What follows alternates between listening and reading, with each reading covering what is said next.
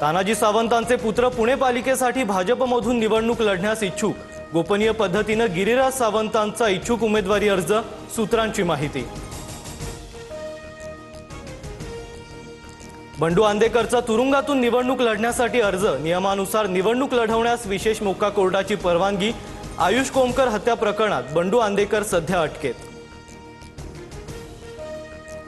दिशा सालियन प्रकरणात हायकोर्टात आज सुनावणी। याचिकाकर्ते सतीश सालियन यांचं स्टेटमेंट 3 ते 4 वेळा घेण्याची गरज का पडली?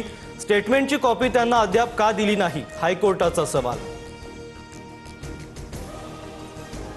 मराठा समाजाच्या एससीबीसी आरक्षणाच्या वैधतेबाबत आज हायकोर्टात सुनावणी।